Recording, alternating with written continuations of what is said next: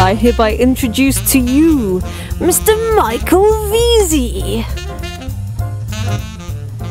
Hey guys, welcome back to Amazing FBA. This is your host Michael, and today I've got a very simple but powerful marketing principle. So this isn't such a mindset thing in terms of your mindset as an entrepreneur. This is about you understanding your consumer's mindset. When I say consumer, I mean a shopper who has not yet bought from you, or maybe a shopper who has bought from you. So that whole range of thinking, okay?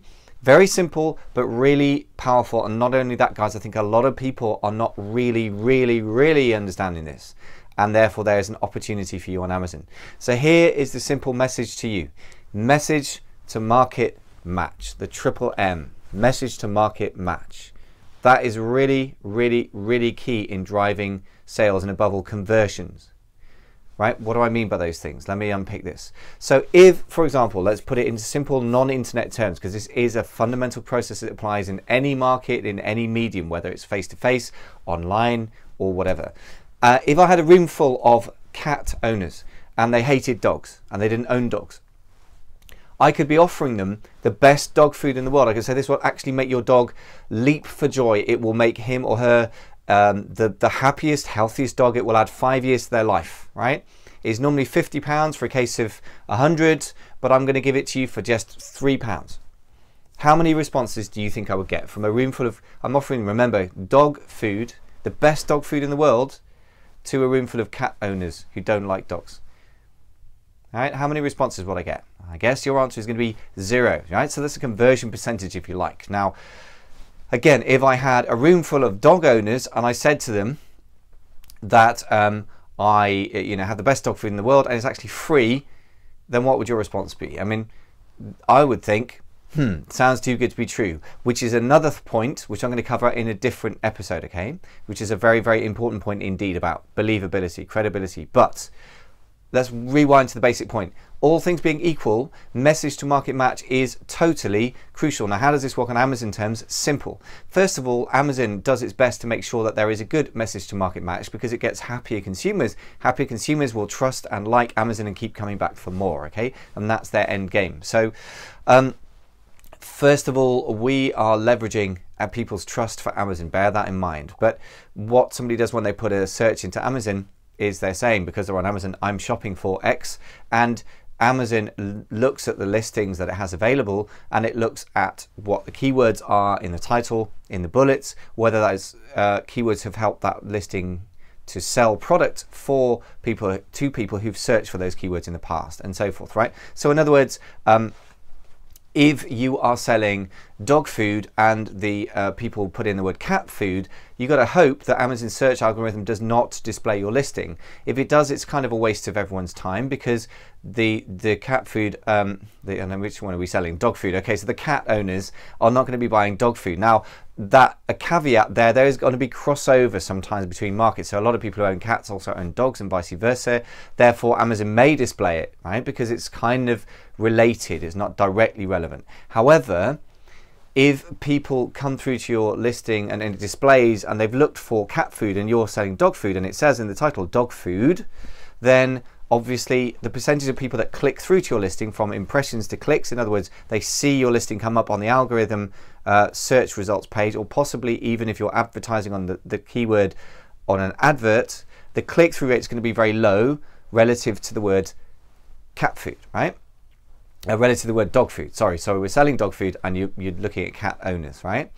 So so that's the first thing to say, is that if you want to get your product ranked for a particular keyword, then you need to be very clear about the market you're going after. In other words, what keywords are you fulfilling demand for? Rather than thinking of a physical product and then going out looking for keywords to sell that product, you should be thinking instead of the customer's search term and go out and find a product that will fulfill that search. For example, if somebody's looking for red dog bowl, and if somebody goes to Amazon, you can try this for yourself, and this is a great way to find a little niche market, and this works particularly well in the States where demand is high, but the big level niche markets, the obvious keywords like dog bowl or dog food, are hyper competitive. Okay, so you have the problem if you have great demand volume, which is a great thing, and you have demand depth, which is good, but you struggle to get on page 1 because it's so competitive. You're going to have to give away lots of units to do ranking, and that's even harder now under the new terms of service, etc. Right? So what you can do instead is you can see that people, if you put the word red dog bowl in, and you come up with a bunch of, like, maybe there's a grey one, there's a black one, maybe there's a sort of silvery looking one. I'm just using my imagination because I haven't actually done this. I'm not doing your keyword research for you. That would be going a bit too far. But imagine you do that and all you see is those color bowls come up. What that tells me is Amazon is trying to match up your search term, red dog bowl, with what it has in stock in its listings, which is dog bowl of various colors and various materials, plastic, metal, wood, whatever. Right, but what it's showing me as a savvy would-be entrepreneur is there is a gap here, because the closest Amazon can get to the words red dog bowl is just a dog bowl, but the wrong color. Now, think about it. If I specifically want a red dog bowl, that's what I have in my mind when I go searching. If I see a listing that is actually red and everything else is gray, all things being equal, I'm just going to click on that rather than anything else. So you're going to get much better click-through rates. So in other words, people will look at your listing more often if you are the only person offering something. So this is called dominating a niche market, or picking a niche market. And that's the marketing 101, really, especially in internet marketing, where you can have a product which, if you sold it in shops, would sell 2 a month. You know, the whole world's demand sort of crystallizes around Amazon, especially in Amazon.com. And you can have a niche which would not be viable in a physical shop suddenly becomes viable. So the internet is all about finding niche markets rather than just general markets. If you come from a retail background but not online, that's one very major hint for you.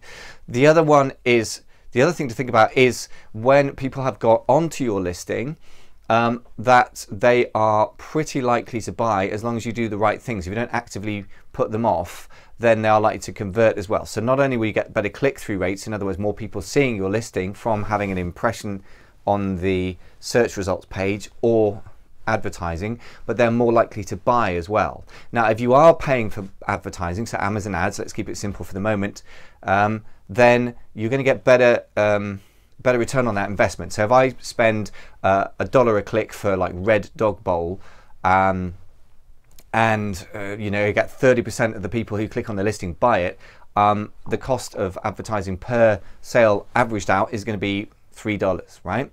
Whereas if I advertise in the word dog bowl and people click on it and have a look at the listing, but then they've seen 10 other results that look pretty damn similar, and they click off the listing, they go back and look at the other results, obviously the conversion percentage is going to be way lower. So if I'm paying, say, $2 for something competitive like a dog bowl, which is a bigger, more generic market, and I only have a 10% conversion rate, I'm going to actually, on that word, I'm going to end up paying $20 on average for pay-per-click per sale that is made via pay-per-click, okay? Which is a bit frightening, and it's presumably not going to be profitable if it's an item as small and relatively inexpensive as a dog bowl. So what I'm saying is that message to market match, to rewind from Amazon, message to market match is really important, and it's important for 2 related but slightly different reasons. One is you can find a niche market, and if you can find a niche market where you give the exact thing that people are searching for and nobody else is giving that thing, then you are going to get crazily good levels of clicks and crazily good conversions. And the second thing is the conversions, really. So you're going to get fantastic sales, especially again if you offer something unique, but even more importantly, even if it isn't unique but it's exactly what somebody's looking for, they may look at the, you know, if there are 2 people, for example, offering exactly what they look for, then you're going to be in a comparison against one other seller rather than, you know, 24 or 16, depending on how Amazon's displaying the results.